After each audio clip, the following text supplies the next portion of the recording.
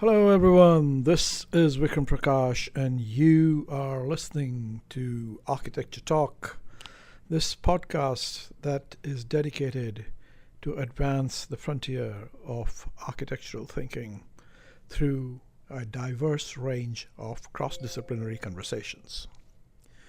We are in the process of warming up our second season through the release of some of our most popular episodes from the last season. And as part of that process, today I am releasing to you my conversation with the Indian Pritzker Prize winning amazing architect B.V. Doshi. Starting his life in Gujarat, India, Doshi went on to study in the UK, but really had his formative time in the atelier of Le Corbusier in the late 40s and early 50s, after which he returned back to India and established his own office in the city of Ahmedabad, where he was the project architect for Corbusier's buildings and subsequently a close collaborator with Louis Kahn. In Ahmedabad, Doshi established his office, Sangat, or Vastu Shilp Consultants, and evolved a complex practice that changed and transformed over time in response to Doshi's search, Doshi's quest for his own syntax, his own voice, his own sense of India, past, present, and future, and his sense of the work that needed to be done to bring modernity and modernism to the country, but in his own particular way and idiom. Along the way, he also established the School of Architecture, which expanded into the School of Planning and eventually came to be known as CEPT, or Center for Environmental Planning and Technology, which today has an identity of its own as a fairly large independent private institution and university. I spoke to Doshi about 6 years ago when he turned 90. I asked him to ruminate on the meaning of turning 90 and what that means for architecture and architectural thinking. Doshi died in 2023 at the age of 95, so 5 years later. It's an interesting conversation, and if you listen to it carefully, it's a fantastic rumination on life and architecture as a life in creativity. Here we go. Architecture is really the art and science of turning fiction into fact. Sometimes kind of real architectural life interferes with intellectual architectural life. There is no such thing as architecture. Hello, this is Vikram Prakash, and you are listening to Architecture Talk. Each episode, we have a conversation with a contemporary thinker on issues of architecture and architectural thinking. By architectural thinking, we mean the whole wide world that architecture engages, and what we are interested in is where the frontiers of that world are and where they might be in the future. Today I'm talking to B.V. Doshi, the famous Indian architect who recently turned 90 and who as such has seen the entire world of modern architecture and its aftermath mature through the second half of the 20th century. I called him up at his office in Ahmedabad. Welcome to Architecture Talk, Professor Doshi. No, thank you for getting this occasion so that we can talk and chat and can connect ourselves. Yes, our real inner selves. And you are now 90 years old. Yeah. Congratulations. How does it feel to be 90? So what happens is that time flies, and I always remember and recollect only one thing, that the river is one thing which has impressed me the most, because when I always talk, I say, how come that spring, that little drop, because I went to a place in Madhya Pradesh where Narmada's origin is. Mm-hmm. And I couldn't find the origin. There were rocks everywhere, stones were there. And suddenly one gentleman came, and this is where Narmada has originated. And I saw a small drop of water. And suddenly I remembered the huge Narmada and then this drop. And I was wondering how this drop gradually collates and becomes a small rivulet, like, small, narrow, and then other rains and other things come up and they gather and they become a small rivulet and then it becomes a river. And slowly that river becomes connected to other rivers around and then gradually it becomes a part of the ocean. Right. So I was just thinking that what force that made that river come. So when there is an inner force, an instinct in which we are also born like that, so it's really connected to life. So when the river comes by that own force, that eternity, some kind of natural force that comes up, and you also carry that, and then you want to carry your own thing. So even though you touch the ground, you are actually touching the ground and flowing at the same time. It's very much like us, human beings. Mm-hmm. So when you touch and flow, then you start, when the other rivulets want to be you next to you, you're hesitant because you want to have your own identity. So you have your own identity, which comes, when you become mature. Otherwise, you don't mind other rivulets come in. And so when you are 18, 16, you get other rivulets also and you become friends and you become colleagues. But then slowly, when you become graduate and others, your identity becomes very important. And that time you don't want to mix, with other rivulets. So your ego says, should I get that color with me and travel together or not? Should I do this or not? And then when it goes further, connecting, growing, sometimes, there is no flow, sometimes there is a hill, sometimes there is a lake. And all these things, are happening to you in your life, that you have troubles, then you have dry times, and then you have floods, and you have nothing. And it is a practice like that. So then, slowly as it goes along, it doesn't leave the connection with the ground, and yet it is flowing. And slowly when it comes near the ocean, when it is vast and big, it says, should I really become part of this ocean? What about me in my life? Mm-hmm. But then suddenly it realizes it is the ego which says, no, but now you have to be ultimately part of the whole world, it's spirit. At that time, it becomes on the bank, quiet and low and slow. And then it merges with the ocean. Right. And I think at that time, satisfaction is there. It has detached from the earth, become a part of the cosmos. And I think this is what I have always thinking about life, that things go on. Students come, they go, you have children, then I have grandchildren, then I have great-grandchildren, I have their husbands and whatnot. So practice goes on, work goes on, but then the whole question is, where is that source which came up from the earth, deep from the earth, and where is the connection when you merge with the ocean? Mm-hmm. And what is that link, and what have you done? And I think this is something which I have been thinking about. The journey is now, I'm almost coming closer to the other bank. And when you come near the other bank, you're asking, is that really what you wanted, or did you lose your track?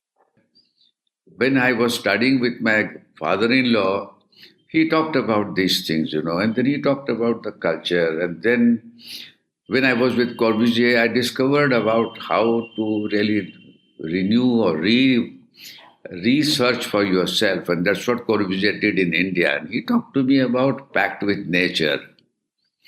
And in that pact with nature, he talked about really saying that you are not yourself. Connect with nature and you will discover yourself. And that is what I have been trying to do.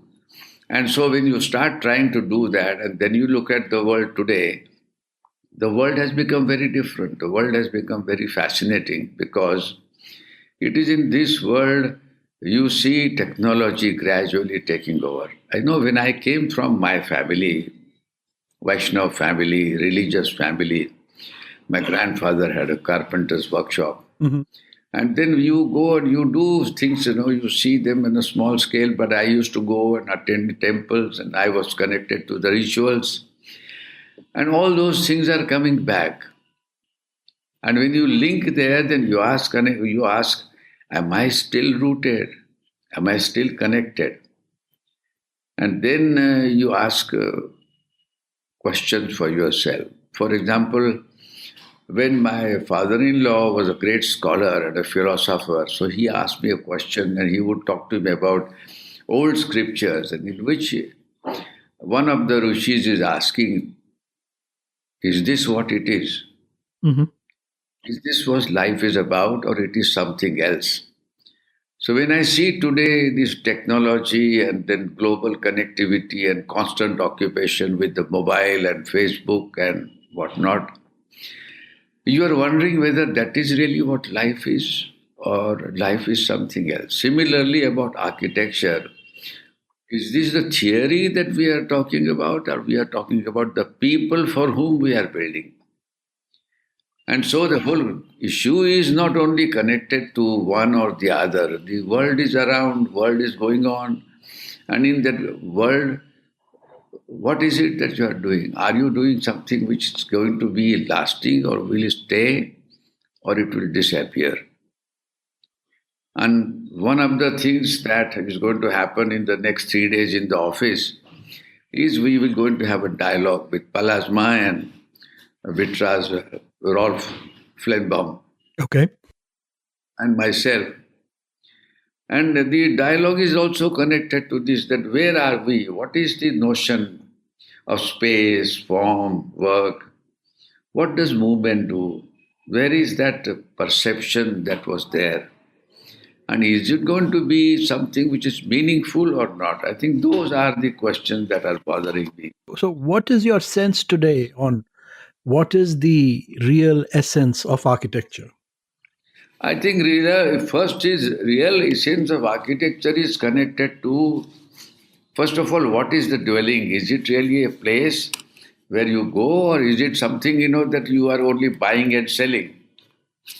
I think that is where the whole question is, because we are not talking about human being, we are not talking about environment, we are not talking about habitation, and we are not even talking about communication. Then you say, what about the villages? What about towns? What about cities? What about metros? And what is the definition of all this? What are we doing? So if you look at all this together, then there are a couple of issues that come up. And those issues are connected to the cities, meaning of design, and how the cities and other things are really working. Long ago you said the language of architecture is to bring life to space and form. Life to space and form. Yes, You talked about density and you talked about good architecture is that which you cannot describe. Is this still true? absolutely. I had a talk at the Royal Academy, and I was talking about that architecture is, a building is a living being. And in that living being, how do you celebrate life? And I think in our culture, we talk about nature, human being, their activities, their families. So we talk about the kind of things that we celebrate. And in that celebration, we are connected ourselves to our inner self as well as the outer world. So in case, you connect yourself with your inside, your heart, and then you start looking. For example, when you hear some music, while you are listening to music, suddenly, whether you like or not, either you go away or you start dancing. What is that connection? What is that connection which happens? So today architecture is a product for a market. But real architecture is, connected to what Vastu Purush, no, what this one epic which was talked about is that, there is a lord, there is a king, Vajra, and the lord is, deity is there, and he's talking to that king is wanting to talk to the lord, and he was a pious man. So he says, what is it that you want? He says, I like your image. You are so wonderful and you give me all the time blessings. Can I have shrine in the house? And then Lord says, but how will you make a shrine? And then if you make a shrine, would you also make my image? He says, that's what I want to do. But he says, how do you know my image? My image is full of life, full of vibrations, full of other entities, subtle ones. And in that subtle ones, there are many things that you see. You see all the navarasas that we talk of. So if that is the case, how will you do? So he says, I don't know. Mm-hmm. Then he says, but one of the ways is to know dance. So he says, dance? I don't know dance. But he says, without dance, you can't make my image because the body image is full of lightness. And without dance, there cannot be lightness. Grace cannot be there. It will not smile. It will not float. It will not tell you what the whole world is around. So you will make me like a static rock. So he says, what shall I do? He says, in order to know dance, you should know music. But he says, music? He says, yes, don't you remember? He says, you hear music everywhere and you start dancing, you become light, you forget yourself. So he says, how do I learn music? He says, you want to learn music, then you must learn the poetry. He says, poetry, how do I learn? He says, poetry has rhythm, poetry gives you imagination, poetry gives you different kind of perceptions about things that the poet wanted to talk. And through word, he is transmitting the images. And those images become for you important because your senses get awakened. So he says, if I want to learn poetry, what do I do? He says, you should know language. So language, I don't know. He says, but without that, we can't communicate. So he says, how do you learn language? He says, you should know phonetics. And without phonetics, the language don't happen. You can't communicate. There's a tonality. There are other words. So he says, what shall I do? He says, but do you know rhythm? And then after that rhythm only you will know what architecture is about. So all these senses have to be there. And then you can build my image and then you can have a shrine. So, and just now I'm remembering Stella Cramrish. Right. Stella Cramrish was a great authority in India and she was here and eventually she became a director at the old age of 90. So I was asking her, I said, Stella, I know about all this, your old writings, I have read some. But tell me, I saw the columns of the temple, so I drew for her columns which were South Indian columns, which are bulging and going in and out, rounded columns, like, you see in Ellora and other places. But these are further south. And when you put them together, you get positive and negative. So I said, what is this whole idea of this bulging in and out and looking all these things? He says, you are an architect. I said, yes. And he says, you don't know this? I said, I'm sorry if I don't know. He says, there is something called energy. And energy has vibrations. Right. So I said, what does that mean? He says, do you know anything about Vastu Shastra? I said, no. Vastu Shastra is the science of environment in which the whole thing gets in balance. Vastu is an environment and Shastra is the science. So if the science of environment is not understood, how do you get energy? So he says in all the temples, even if you make a building and you put a deity there or image, it is not charged. And he says, when that is charged by this Vastu, and that is done by Vastu Purusha Mandala. So, Vastu is environment, Purusha is energy, and Mandala is a diagram. If you were to look back at your career, Yes, which project would you pick out as something that still vibrates energy to you? I tell you my house and the Sangat office. Also SEPT. But most important is my house and Sangat. They talk of totally different things. In what way? They are really, one was built, in 60s, the other one was built in 80s. Because you see, the house I built, I was thinking about Corbusier, and because I work with him and I supervise his buildings and I used to be in connection with him. So in 60s, I wanted to build the house. And so the first project that I did was looking like though I had come to USA and I had seen those umbrellas being built at that time, in the 50s. So I thought it's a good idea to have an umbrella, one column and a roof, and then you have a floating roof, so you put glass and then you make a wall, and a square can be a nice house with a diagonal there, and you have mezzanine on top. When I did the drawings and then when I made a model, I said, oh, horrible. I said, this doesn't look right, and neither I want to imitate something, and I had no clue at all. But then strangely, I had to go to a brick kiln to buy some bricks. And there I saw the brick kiln. So he says, I have some special burnt bricks, white bricks I can give you. So he asked the lady to go up, in the mezzanine or other place and bring them. So she was climbing. There was a staircase in front which there were two columns. And a tin roof was covered, around, and light was filtering. And I was looking and waiting for the lady to come. And then she descended from there on the steps, with on their tagara, on her head, with those bricks. And then those columns, and I said, my God, what a graceful image. And I came home and suddenly I drew 4 columns, a staircase and a landing, imagining that woman.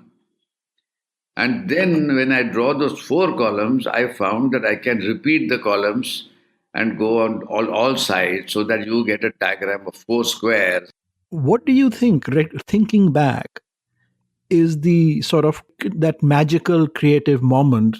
Why was it that a particular image of that woman descending with the brick? The sense of theatre, the sense of spaces, the sense of movement, and the kind of proportion that can give that kind of a sense. There's some energy in that moment. That's right. There was a lot of energy also then. When I made the drawing, automatically you can close or you get a periphery which you can open or close. So you need an idea, you need a hook, to begin with. Right. And when I was working with Corbusier, I was lost with him. But then I needed a hook which happened to be through the image. Now that image, why it affected me at that particular time, must be that my grandfather's house, there were many staircases. I see. And your unconscious self connected to that. No, that is what I'm saying, that usually we forget the childhood, we forget the memories, but in those memories lie deep-rooted, sensitive elements or images, or the kind of impression that you get that you are squeezed and you are released. Right. A breathing image. Now, those images we never remember. And that is where proportions come. But the body remembers, no? Body remembers. That's right. Well, body remembers, your heart remembers. And as long as your mind is not working, you are better off. Yes. The mind interferes. Yes, so the intuition, I would call it intuition. Yes. So the intuition is the most important thing in your whole life, which happened to be that intuition in that spring. Spring? The water spring. And also that intuition to continue, hold on the ground, and yet flow comes from natural experience. See, like for example, if you are standing on foot, do you know where the balance is? So body is the most important thing to know, the sensations within the body and the sensation within your sequence of events that happen in life and the sequences or otherwise imagery that you have seen during your childhood. You are growing up, when you are 8, 10, 15. After that, gradually they disappear, they become dormant. So, was there a similar kind of a pandana, similar kind of a body experience when you started to design Sangat? Yes, because I used to go to do landscapes in the villages. Okay. And before that, the rituals happen on the river bank.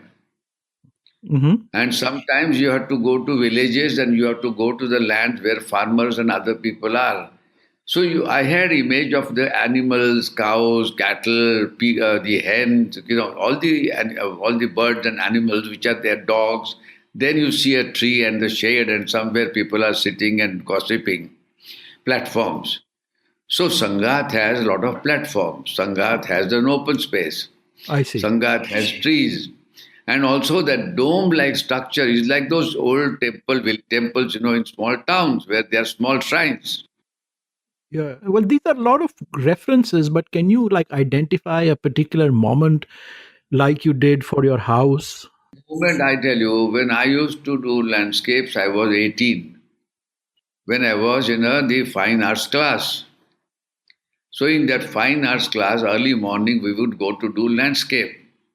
So we would ride a bike and then go to the villages, and in those villages, this is the scene I would see.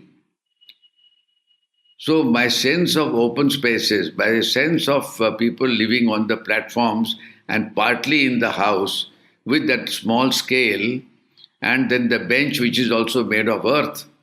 So all these things are still dormant and they are very active in my mind. All the time I feel about those spaces.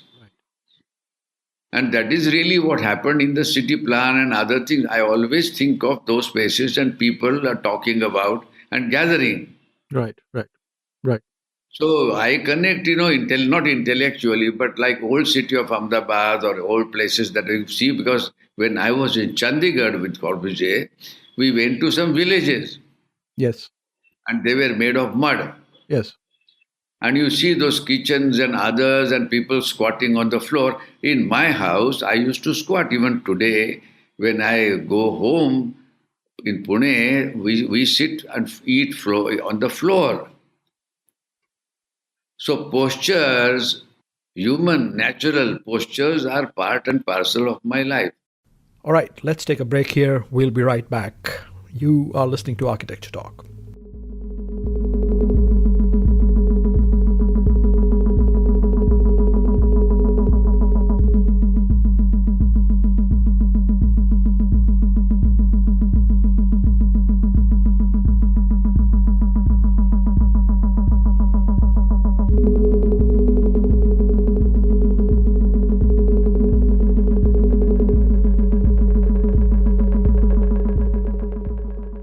Hello and welcome back. This is Vikram Prakash, and you are listening to Architecture Talk. We are in the middle of a conversation with B.V. Doshi, the Indian modernist architect.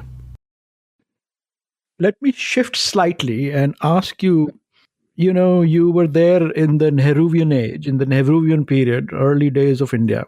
Yes. What are your thoughts on the Nehruvian legacy in India? I think first thing to me still is pride for yourself, your country and your culture. And I think those, and then my image also is about Tagore, Yeah. Aurobindo, Gandhi. Now those are the things, which we don't have. Those role models are still with me, the role models. They are still your role models? Yes, yes. But if we zoom out a little bit and look at the Nehruvian mission in general and the sort of very high expectations we had of what Nehruvian modernization would achieve for India and how it would place it in the world. There are two things, One is Gandhiji talked about villages and village Swaraj. Yes. And Nehru talked about the other world, which is the European world. You talk of education, institution building, and science and technology. So I think these two things are, when you combine them together, then you get something. Were they successful? Was the Nehruvian age successful? I think partly yes, if otherwise we would never have atomic things happen, no? If the Baba Atomic Center was not there, nothing would have happened. Mm-hmm. So science and technology gave us a lot of new industry also. Industry came because of that. It may not be successful in terms of housing, etc., but it was successful from this. I think city planning would not have happened if he had not talked about Chandigarh. So I think what he did was very important. He said we must build institutions which can give them the knowledge that are required to live in today and tomorrow's world. Second, we must give a place for them to show how the urbanization will take place and how cities would happen. And so he did two things simultaneously. So you don't think he was a failure? No, I don't think so. If he was not there, we would not have had all those laboratories and whatnot, and Chandigarh would not have happened, and you or me would not have discussed these issues on this net. I think it is absolutely successful. It's a question of how it has been gradually linked and moved beyond.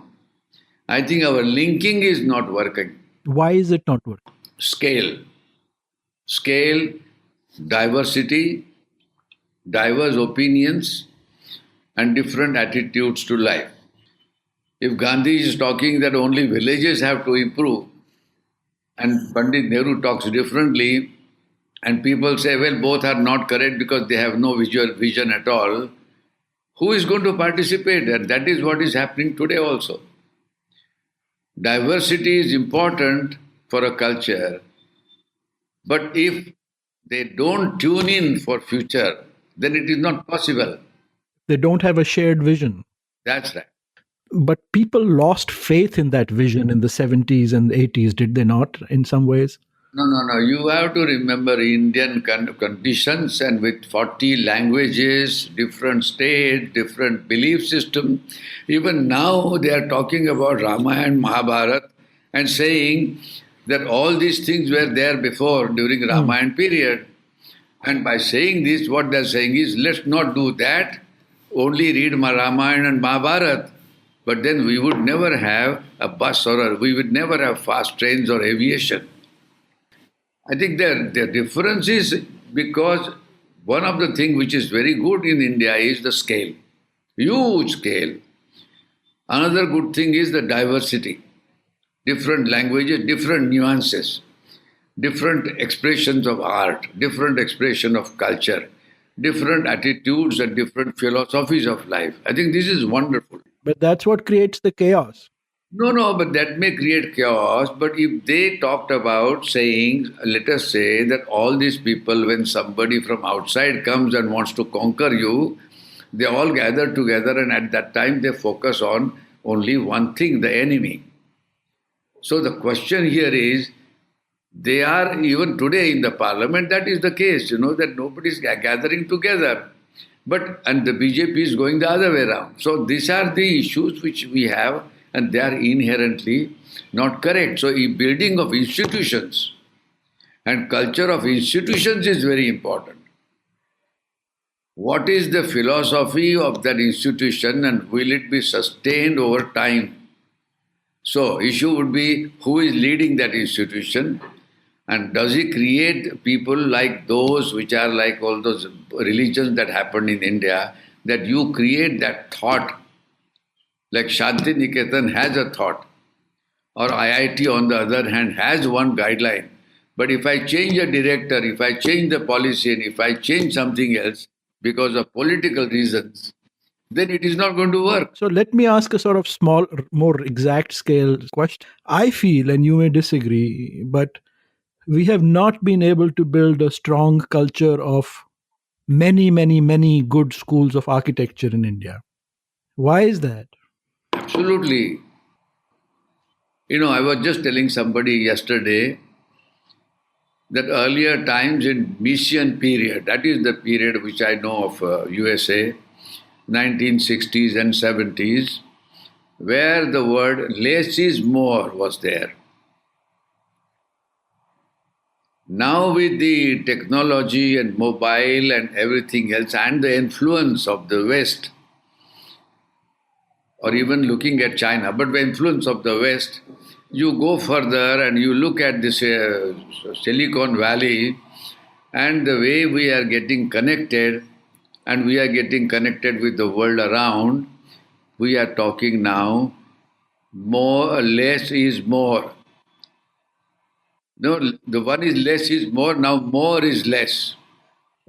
We are now continuously dissatisfied. So what happens is, a land which is public property becomes a developer, rich man comes and buys that and does whatever he wants. So what do? And everybody is doing things what they can, and they say other things we will not do. So what is happening? Everybody is buying, doing things and running away halfway.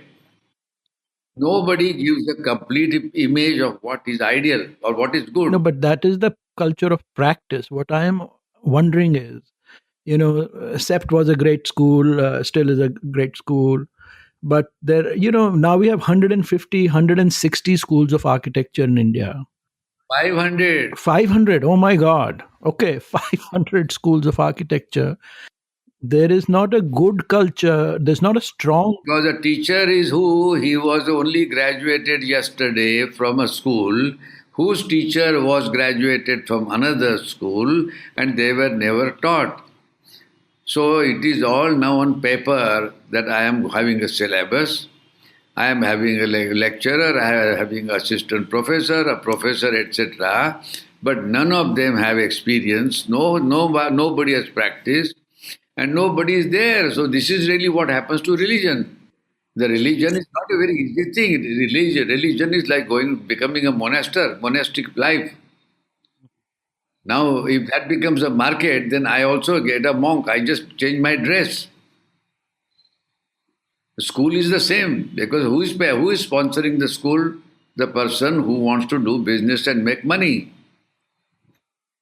So the intent is different. Then the Council of Architecture, who are heading the council? Who have never practiced. And who is telling them? The government, because we don't agree. So what can you do? It sounds like a very difficult situation. No, difficult, and that is the reason I wanted you to be here. But there was, unfortunately, it happened. Yes, it's a larger, broad institutional question. I think the institution must have a vision. And that vision has to be beyond returns.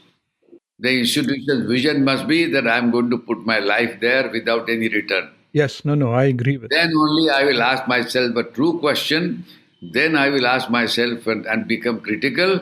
And then I will only gather people who have the same view.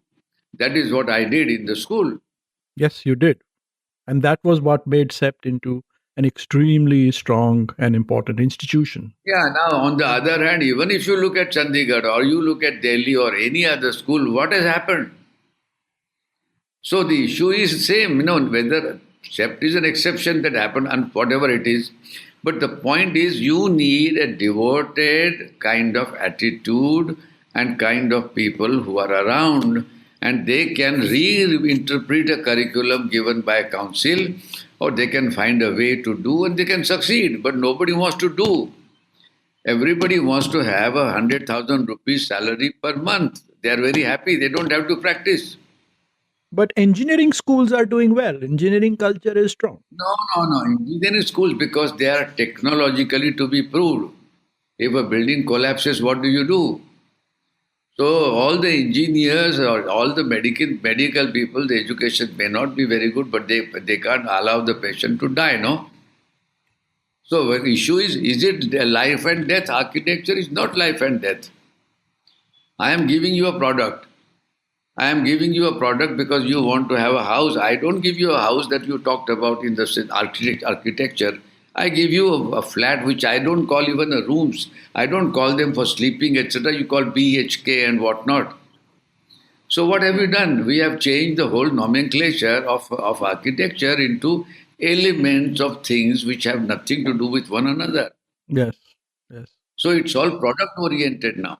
So let me shift to a slightly parallel institution, a new institution which has become very strong in India is fashion. Indian fashion is doing extremely well.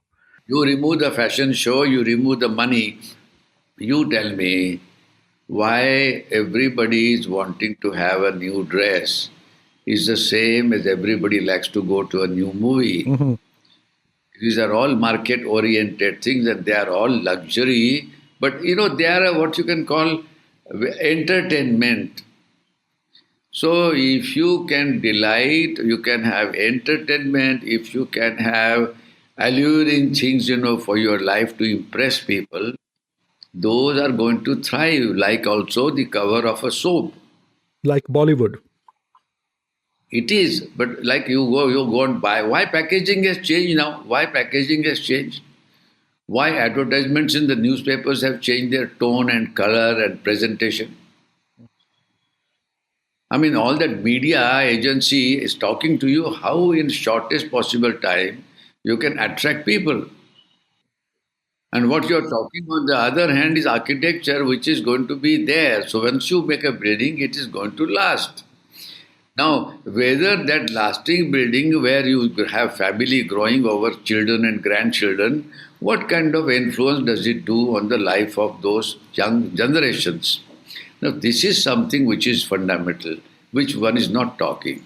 One is not talking about their conglomerate image as a street or as a community or something which has meaningful through which people are, or even those who live there, give you something more. In the old cities of Pune and other places, even in Ahmedabad, or even I'm sure in Punjab, the city was made out of dwellings which had culture, inherent culture. Family was talking about cultural issues. They became writers, poets, and whatnot. And they looked at the life and gave them a new impression. So you could get a farmer, or you could get a goldsmith, you could get a tailor, or you could get a businessman or a teacher. And they were talking about scripts where they talked about long lasting values. And long lasting values, which means what is going to last longer, what is going to give you more pleasure, and what is going to give you something beyond a normal human beings asking that need to survive. I think we are talking about survival at the lowest level. So let us talk about the rasa of life. I mean, what is the rasa of life? So I tell you, if you talk about the Navarasas and if you talk about the Rasas, it is actually what I just now told you about Vishnu Dharmottar Purana. That unless we are having cultural institutions, now even the museums are becoming marketplaces, but supposing that in each town there was a place and there was a cultural revolution in a sense, you arrange competitions, you arrange places. For example, let's take a Gufa. Yes, Gufa is, I think, perhaps a very interesting example. it's an amazing building. Gufa was a challenging job. So first thing is, do you have a challenge? Second, what is that challenge? Is it measurable or unmeasurable? Gufa was an unmeasurable challenge imposed by itself, accepted by the client. When I accepted the challenge, then the whole question is I want to know what is the definition of a place for an artist or a place for somebody. So every building that you do with a brick wall or stone or concrete and make a box or whatever that shape is, it is still a building and it doesn't tell you more. So can we really go beyond that building and can we say, is the building going to tell me something more than what it is? And talk about the invisible forces that will affect me subtly. How does it do that? That is where Gufa comes in, because I said a normal building, we ask as a teacher or to the student that look, a building must have a foundation. Walls should be more or less straight. The roof should be more connected to climate and it can be flat, or the window can be in the right place or what size and what not.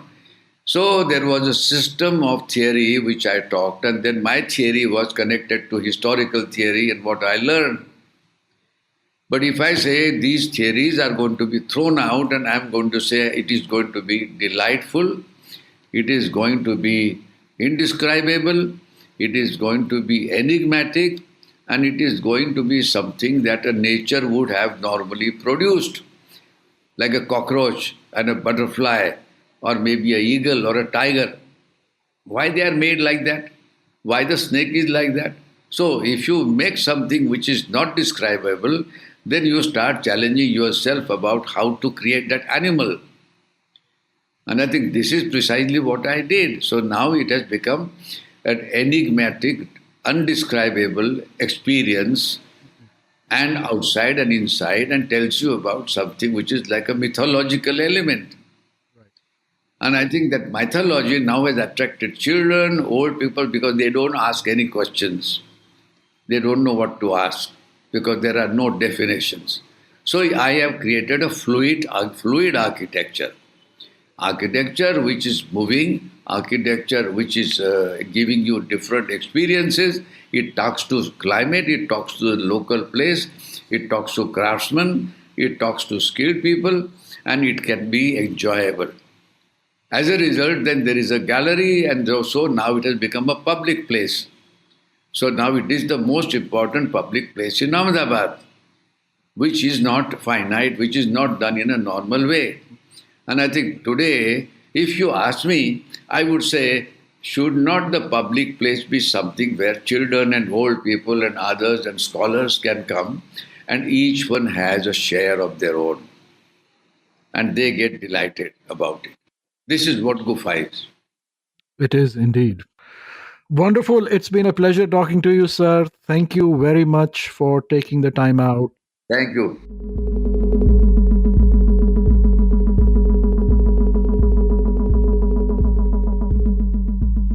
Thank you for listening to Architecture Talk. This is your producer, Mary Lee. We hope you enjoyed the conversation, and if you did, please subscribe and rate us on iTunes or Spotify. We would also love to hear from you if you have any suggestions on new topics or guests. You can always reach out to us on our website, Facebook, or Instagram. Thanks again, and until next time, this is Architecture Talk.